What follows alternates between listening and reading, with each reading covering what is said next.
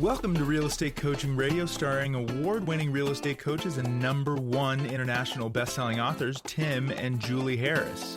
This is the #1 daily radio show for realtors looking for a no BS, authentic, real-time coaching experience.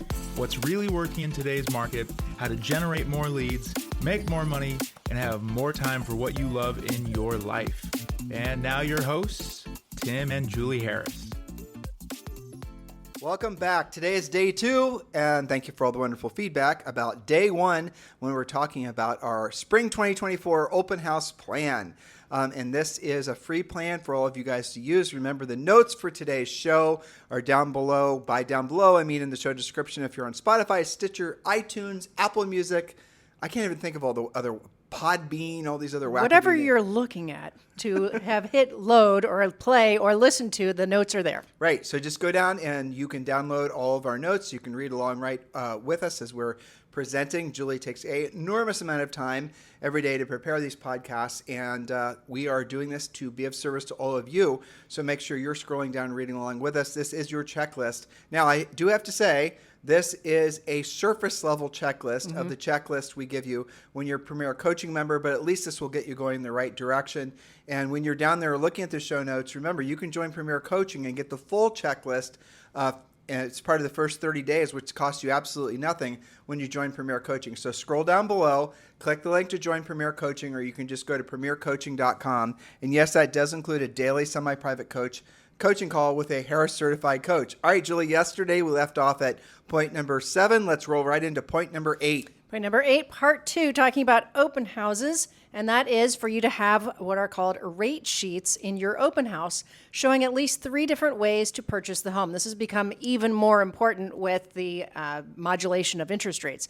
Different down payments, different scenarios. Which is best for your prospect? Your favorite lender can supply these fact sheets or rate sheets. So don't feel like this is something you have to produce. Some of you listening are loan officers and you know how to do this. For the rest of you, rely on your favorite lender. Now, I have a question for you, Julie Harris. Yes. If you had a lender that was willing and able, and frankly, you wanted them to do an open house with you, would you have them do it? Absolutely, 100%. I would too. Now, how would you have the lender position themselves during the open house? Where would you have them stationed? Sure. Well, you can have them help you sign people in. You can, some of my coaching clients will have somebody in the front of the house, somebody in the back of the house, somebody in the kitchen. I highly recommend that at least one of you have a laptop so that you can be looking up different programs and gathering contact information, all these types of things. The main thing is the lender is not there to just basically do their lender thing. The lender is there to assist you. Yes. Meet and greet. It's just essentially they're there to assist you. You have to lay the groundwork, because sometimes what'll happen is if you pull in the lender's going to hang out back in the kitchen and just start trying to basically give little waiting for business. Exactly. And you don't want to do it that way. Everyone's there to work. There are no riders in your boat. There are all rowers. And by that, I mean no one's just sitting around. Everyone's making a contribution and helping. And then everyone gets the benefit. And I do want you guys to wrap your minds around what I just said. Your lender should be helping you lead generate. They really should, because they get the benefit, because they get a commission on the loan, just like you do when a house sells. So yes, pull them in. If you don't have a team member or somebody else you trust, absolutely do it that way. Let's roll into point number 9. Point number 9, be sensitive to what you are discussing about the seller's situation. Whether it's your seller or you're borrowing the open house from another agent, what are you actually authorized to share? If a potential buyer or their buyer's agent asks you why the seller is selling, what are you allowed to disclose? Will they perceive that the seller is more or less motivated by your answer? You do have to be careful about this. You're wandering into agency here, and you don't want to portray something that may or may not be allowed. That is a huge mistake, especially that new agents make. Yes. Is they'll say that they'll try to think that they have to entice a buyer to make an offer by making the buyer believe that they're going to somehow get a deal. Right. They're going to the seller is so They're motivated. desperate. Yeah, exactly. That is an enormous mistake. Even if it's not your seller, even if you don't have an agency or relationship, it's a mistake, because guess what? That buyer might listen to you, make the offer gets rejected, and now you have wasted your time and wasted that buyer's time. You guys get the point? And probably pissed off the seller. Well, probably, yeah. And maybe you've made the listing agent who was, generously allowing you to do their open house, piss them off too. No longer your friend. Exactly. Yeah. So be very, so if someone asks if the seller will accept, or what the motivation of the seller is, and say, listen, the asking price is whatever it is, $8.99, but the seller's obviously considering all offers. So put your best foot forward.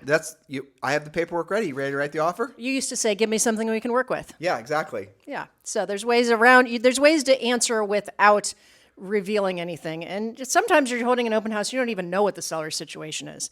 So don't make something up. All right. Number 10, systematize your open house spoke. Now we've started this. I want to take a step back. Okay. So one of the things that's going to happen when you're in open houses, especially if there's a lot of people walking through, the FOMO is real. And if the buyer has interest in the house, you need to give them permission to write an offer on the house while they're standing there with you. Or maybe you go in another part of the house where, they won't trip over other prospective buyers. You need to give them, it's not, I'll call you back after the open house.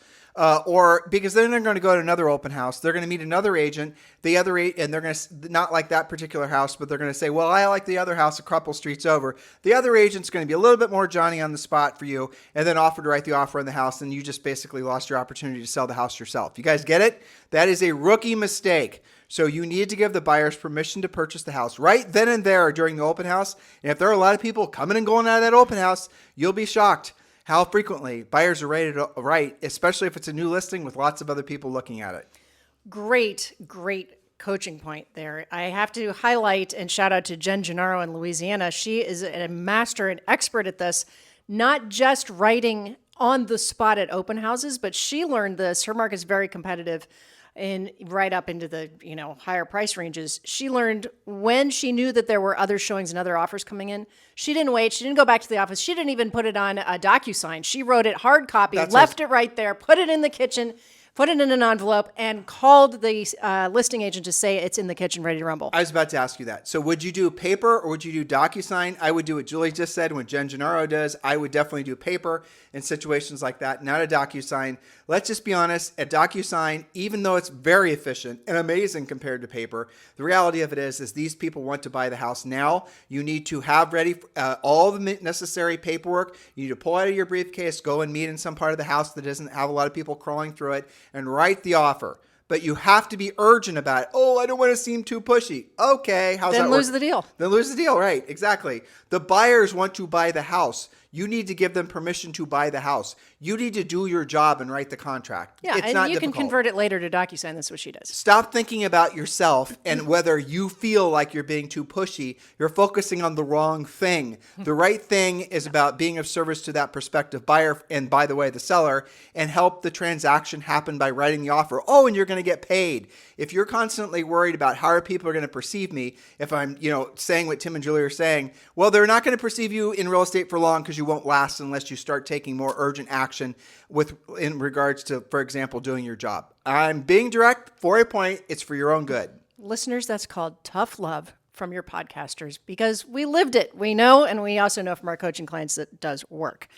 All right. So systematize your open house spoke, turn it into a lead generation machine. We have given you a lot of these points on the podcast, but of course in Premier Coaching, we give you the scripts and everything else to support it. Point number 11, take the time to really know the subject property.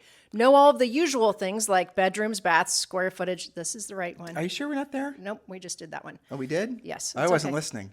It's okay. Know all of the usual things like bedrooms, baths, square footage, but also the ages of appliances, roofing, other pertinent items. Pretend you are the potential buyer. Listeners, did she skip point number 10? I did not. It says, Are you sure? Systematize your open house spoke and turn it into your lead generation machine. I really didn't hear you do that point. That's okay. Maybe I didn't do the second part. Agents who are great at this consistently generate. This is the important point. So I'm glad that you reeled me back in. We'll do a do-over of the rest of point number 10. I'm usually the one that screws up your notes. You are. Point number 10 and a half. Agents who are great at open houses. And this is a fact. We have so many examples and we lived it too. Agents who are really great at this consistently generate at least one new listing from every open house and an endless supply of buyers, some of whom have homes to sell. That's part of the scripts. Never pay for buyer leads again when you can instead generate better quality leads for free yourself. I hope they got that. I'm glad that you went back to that because that's really the whole point of doing open houses. And if you think about it, open houses more than almost anything else are a situation where you can have one event, the open house. What is that taking you? 3 or 4 hours of your life?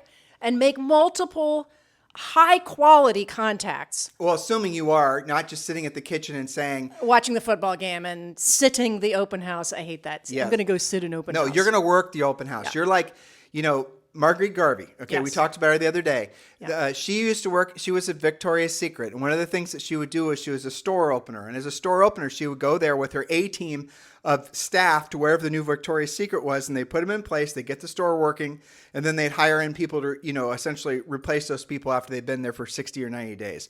One of the things we learned from Marguerite was how their filtering process worked. The greeter at the front of the door knew that, they said, is there anything I can help you with, and whatever. They knew that 99% of the time they're going to say, I'm just looking, but then they had essentially put in place different levels of salespeople that the further you walk back in the store, obviously you're looking for something, obviously you're seriously curious, and the people with more experience were there that you trip over the further you got back into the store. Most major retailers work that way too. And I want you to think about essentially the system that was put in place. You guys got to do the same thing when you're doing your open house. You have to think like, essentially your first impression when someone walks in. It's the same first impression they have as if you had a retail store. Play every single, the moments of truth, right? How do you look? How do your open houses look? What's the music that they hear when they walk in? What's the experience that they have? Julie and I used to play Enya,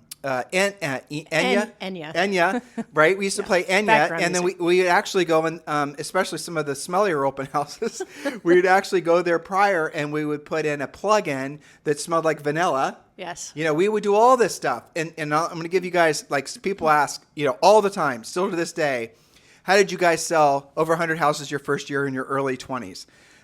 Without disclosing our age, that was a while ago, but let me just tell you, we did it consistently, 100 to 200 homes for almost 10 years in a row. It's exactly what we're telling you, but one of the little one of the little niches that Julie and I figured out very quickly was we are going to be very proactive about going after for sale by owners. Mm-hmm. And then those for sale by owners, if they had houses that they wanted to move up to, which 99% of them did, that's a huge, fantastic opportunity for us, right? That's not one transaction, that's multiple transactions. And so we would, obviously work with that prospective seller to make them want to work with us, then we can get the up leg on the sale. And we just did that over and over and over again. I would say over the 100 deals that we did, probably, I would say 25 or 30, maybe more, were FSBO sellers that ended up becoming buyers for us, and then the rest were just probably standalone buyers or standalone sellers. And a lot of that was generated from open houses. It was. Because we would follow the breadcrumbs here, listeners. We would prospect the for sale by owners. I mean, wait a minute, proactively lead generate. Don't say prospect. Contact. They don't like that. Talk to. Well, right. Well, I mean, it's knock, knock, knock. We Using the script. We work with a lot of buyers in your area, and we are curious to, get information about your house. And, chances are we have a buyer that might be a good fit for your house. And we get to know them. We pre-qualify them. So ideally, how soon do you want this property sold? Where are you going once this property sells? If I were to pop by with a buyer that wanted to purchase your house and it's the exact buyer you were looking for, all the financing was squared away, no unreasonable expectations as far as occupancy, as far as inspections or appraisal, the rest of it. In other words, this is the buyer you've been hoping for. On a scale of 1 to 10, all the numbers make sense, Mr. Seller. Where would you rate your motivation to sell the house now? And you want to take the temperature of for sale by owners, or expireds for that matter, because oftentimes you'll find that they're not as motivated as you think they should be.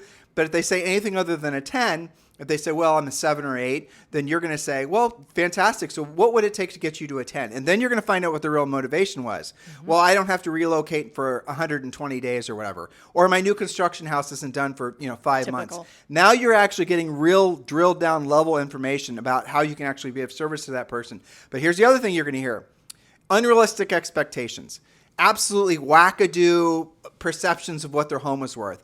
And no motivation whatsoever. If the house doesn't sell, it doesn't sell.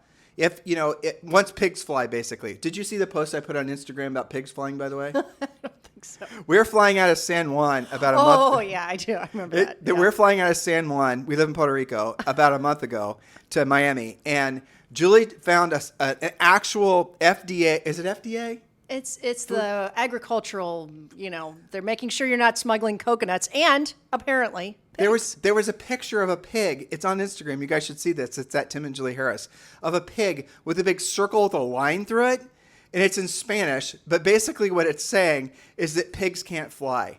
I just like literally pigs can't fly. I mean, that's the In thing. case you were considering it. I honestly would pay an unlimited amount of money to be at the airport when someone showed up Trying to fly their pig. with a comfort pig to fly with their damn I know. pig. I swear to you, I just stood in front of that. That was, when you put the stuff through the machine and they have like all the things you can't travel with. I just stood there and I looked at it like, you've got to be kidding me. But you guys, that's a thing. Oh, well, it's because the saying of, when pigs fly, that'll happen. But here it is. In San Juan, funny. they're making it official. They're finally, for all of you who are waiting for pigs to fly, they're telling you that they're never impossible. going to fly, at least out of Puerto Rico. Hard as you try. Anyway. No. The So thing- look the- for that sign when the next time you're on a plane. The Okay. things that entertain us. Indeed. So let's see how we get this train back on the tracks. So we talked about point number 10. Yes, this can be, especially as when inventory is low and you systematize your open house, it can be your leading spoke if you do it right. This in centers of influence and past clients, 100%. frankly, and going Yep. after for sale by owners or Yes. expireds. If you just did this, you'd be rock star status. Well, absolutely, because it does demonstrate one thing leads to the next, you Yep. know, and I mean, if you guys don't know that, you need to go to our premier coaching sessions and hear from our coaching clients who said, you're not going to believe what happened in my open house. We do share, in the Premier Coaching, we do tell you guys how to, buy leads. I mean, I have to tell you, I get a little, that's hard can for me hardly to spit say the that out. words. But we do go over all the branding and the marketing, the buying course. of the leads, and the this and the other thing. So we do explain to you guys how to do all of that.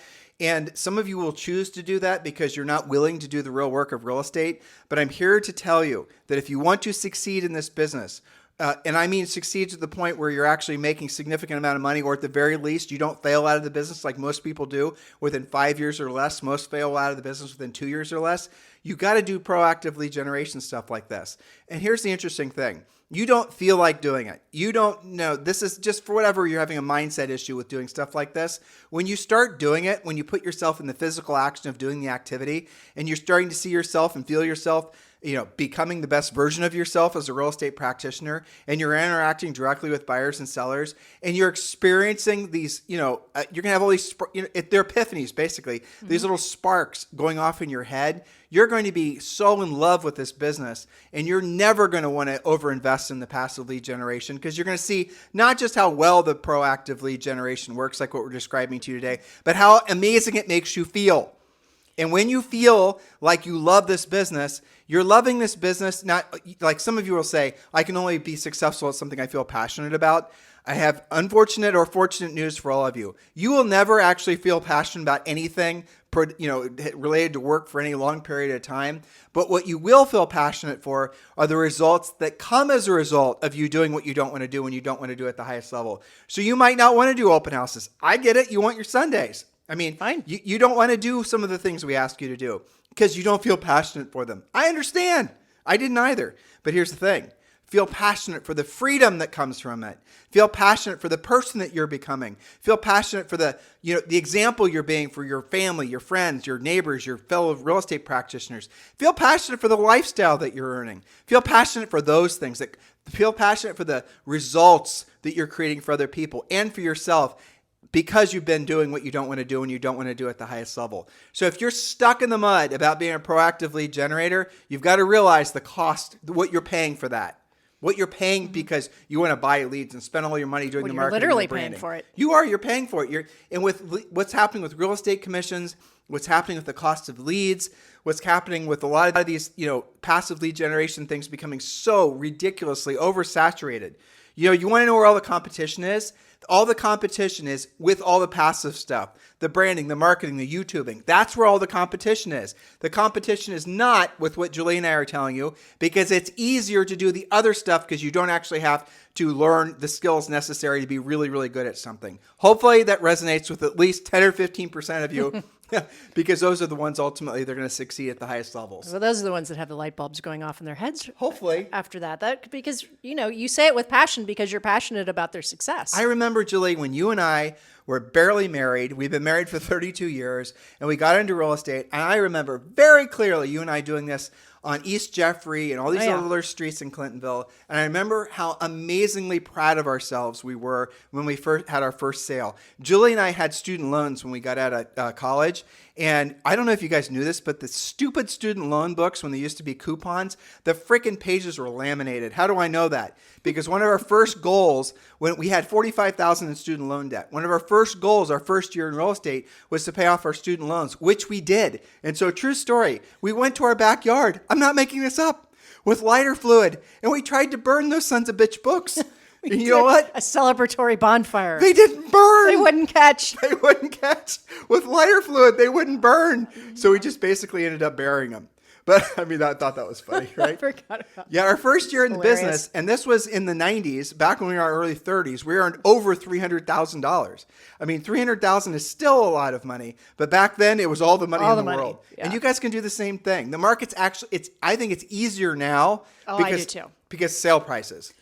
Absolutely 100% because We- of sale prices. And honestly, with regards to this particular lead generation topic, open houses are working far better now than maybe any time I've ever seen in our careers For sure. because there's so much enthusiasm Well, and there's so much pent up demand. It's because of, frankly, it's because of all the Zillowing and the Realtor.coming. And the shows. And it's because all that digital stuff is so oversaturated. The real consumers are so burned out from the stupid forums on Yeah. websites and those leads being sold to 20 different agents and all those agents texting and emailing. They're just avoiding all that crap, and they're going to look on Zillow, they're going to look on Realtor.com, but what they're really going to do is they're driving open houses. They're driving neighborhoods looking for open houses. That's where the money's at. The money is where, the success and the opportunity is where the consumers are going. That's where they're going. Yes. They're stepping away from their computers. They're going out into the marketplaces. They've done their research. They know where they want to buy. Meet the consumer where they're at. I mean, it just makes sense. It's so much easier to do it this way, guys. And of course, you are not paying for those leads. Point number 12, get an open house partner. We talked a little bit about this before. Ideally, who's licensed to help you manage the sign-in process, answer questions, and provide added security. It's a great thing to have so many people attend your open house, but it's even better when you're actually able to connect with 100% of them after the fact. So you mentioned security, and I agree with what Julie just said. We do all this. There's a huge drill down on this in Premier Coaching, but that's the reason we want you guys to stay towards the front of the house. That's the reason we want you to be there to greet everyone, and don't give private tours, especially if you have a lot of people coming through. You want to know who's coming, and you want to know who's going, and you want to stand there right by the front of the house and ask everyone to sign in. Yes, that is it's your job. Just smart. Right. And it is the point of the open house, too. And it's also worth mentioning if the house is occupied, again, this is all on Premier Coaching, Yep. but you want to go and make sure simple things are secured. Any sort of jewelry, you need to go and look in the seller's medicine cabinets with the sellers there, right? Because you never know. They might have snuck a camera in there, but look in their medicine cabinets and see if they have any prescription drugs, especially painkillers. You need to go with the seller prior to the open house if the house is occupied, and you need to have to remove anything that some Yes. person with, nefarious intentions might be looking for. That's right. And even, I used to talk to them about little things that maybe aren't even that nefarious. Maybe some people are used to, they come home from work or it's on the weekend, they take their watch off. They have a Yep. little jewelry catcher By the right? front door. By the front door. Or they put their keys there or they put their wallet there. It's just out of habit. And maybe, bunch of kids come in and knock it off, or maybe somebody's nefarious, maybe they're not. The way that you have a house for sale is different than the habits that you have when it's not for sale. We're not saying that to freak you guys out. That's just a reality, and you want to be smart about how you're coaching your sellers. It's hard to work sellers, especially first-time sellers, into the reality of what Julie just said. In Premier Coaching, we give the seller, we give you to give to the sellers this complete home selling guide, which lists off and gives them checklists and whatnot. But you also are going to sometimes have to Dr. Phil them a little bit. If there is new construction in your marketplace, take them to a new construction model. Have them see what their perspective, with the buyers who are also considering that new construction house versus their house, what they're seeing. Yes. Point out that there's no personal pictures on the wall. Point out that there's Yeah. no, pets, in the house. Point out the fact that there's no that. Show them Yeah. all of that. So let them know that the consumers, their prospective buyers, that's the expectation. That is the goal. Yep. In terms of how you should stage a home, it should look like a new construction home. Especially if you're competing against new construction. Especially. Yeah, because Yes. those guys, new construction folks, especially the big national builders, they pull out all the tricks. They absolutely do. So our final point today is number 13. Follow up on any and all leads from your previous open houses until you've spoken with all of them and pre-qualified them for motivation, time frame, time working with somebody already or are ready for an appointment with you, of course, using our conversation outlines. That's right. And your goal, again, to emphasize point number 13 is to definitely, actually it's probably point like number 26, considering all the Probably. extra points we give them. Bonus point. Yeah, exactly. But is to actually generate leads.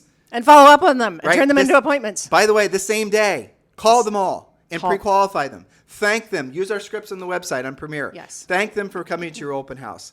If you only had an opportunity to collect their information because they signed your sign-in book, thank them for coming to your open house. And then use our pre-qual script. You know, I assume because you were coming through the open house that you have a house in the neighborhood you're thinking about selling. Use our scripts and you'll start, again, depending on the price point, you'll start discovering that that open house was chock full of all kinds of opportunity. Yes. Don't put them into a drip campaign and not call them. Do not do that. It is not smart. a waste of time. That's what most agents will do. Just communicate with them digitally. You are being lazy. Call them. Thank them. Be appreciative. Text them, then call them. But don't just drip them. That's, going to be what everyone else has been doing, and you're not going to get that person to want to work with you. You've just basically made it so all your effort from doing the open house is for naught because you didn't do the final step, which is personally calling them and thanking them. Anything else you'd like to say? Well, I wanted to leave it on a funny note. A Quickly. funny note. Okay. With regards to preparing a house and keeping track of what the seller's habits are and things like this. Uh-oh. Are we going to I talk don't know if you remember this a story. pet sheep, pet donkey? No, It's something I like have that. some of those stories, but no, this is one time when I was showing first-time home buyers myself. And I remember the house. I remember it distinctly because it was on West North Broadway. It had a nice backyard, had a screen and porch in the back, and, doing our normal thing, and there was a sticky note on the back screen door that says, please don't let the cats out. Cats, plural, okay? So I'm locking up, back when, jimmying the lockbox, the whole thing, walking out, and there's a cat walking in the backyard. So I captured the cat, said, don't let the cats out, put the cat in the house, went on our merry way, right? Later that evening, I get a call, what in the world went on with your showing? And I'm like, what are you talking about? They said, well, there was a cat in the house that was not our cat, and it beat the living daylights out of our cats. So what were you thinking? And I went directly to, well, you said keep all the cats in the house. Maybe you should have had a picture of which cats you meant.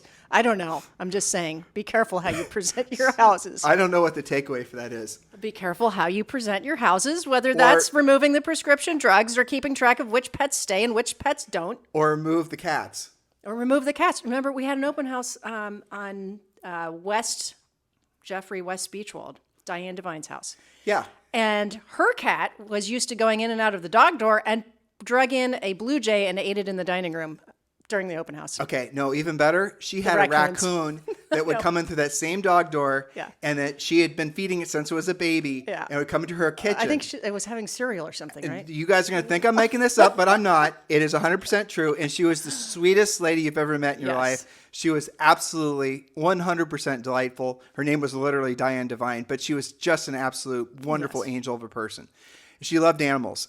I'm not making this up. Dog door, raccoon comes in, feeding it since it's a baby, would come visit her every night. She sells the house. We sell her another house. Guess what still is visiting now the new owners of the house? That same raccoon. Didn't have a raccoon disclosure on that There was one. no raccoon disclosure. Should have been. Should have been. And then we have to then explain to the buyer's agent who sold the house that this is what's going on. So that actually happened. It did happen. I remember having a conversation about something had happened on the carpet from these animals coming and going. And Well, we didn't know about the raccoon. We didn't know this and not disclose. We didn't know until No, we I heard. know. But I remember Yeah. saying, well, there's beautiful hardwood floors under there. Yeah. So, yes, manage your listings, know what's going on, ask lots of questions. You do get to know a lot about houses, doing a lot of open houses, that's for sure, and lots of showings. So, cautionary tales, we tell you guys this stuff to save you some of the trauma and drama that we lived through. Well, we had an adopted pet hawk when we lived in Texas. Yes, that's true. That was would- on purpose, though. We would give out, there was red hawks that were in, we backed up this beautiful river. Hank. And there's Hank, yeah, and there was these red hawks that would fly. And there was this one massive red hawk, we assume it was the male. And we started putting out table scraps for him, in the property in various places. And he started realizing that they were there, and he started flying in. He was huge. And it was huge. As he got to trust us, he got to get closer. closer and closer to the house. And I remember one time, Julie and I had been out of town for like a week, and we came back. And we had this separate little house that was on the property where our office was. And we walked out, and there was this big old oak, Texas oak tree. And he was maybe 10 feet from that front door. And this damn thing was probably 3 feet tall at least. Huge, yeah. Staring right at me and said, Yeah. I could just read his mind. No, dude. Here's the deal. You put out food. That's right. Where is it? Or I'm going to stare you down. It was very intimidating. Well, Beautiful, though. This following year, Yes. he started showing up with Hank at the Hawk. His family. And then later in the year, that same year, the following year, they had all these little baby Yes. hawks. I know. So Well, we were providing food for Hank and his there future you have family. it. That was awesome, though. It was awesome. So if you're ever in Georgetown, Texas, and there's a hawk kind of staring at you funny, it's probably Hank. It's probably Hank. Well, anyway. I think our podcast has peaked. Yeah, I think it has too. You guys have a fantastic day. We'll talk to you on the show tomorrow. This podcast is a part of the C-Suite Radio Network. For more top business podcasts, visit c-suiteradio.com.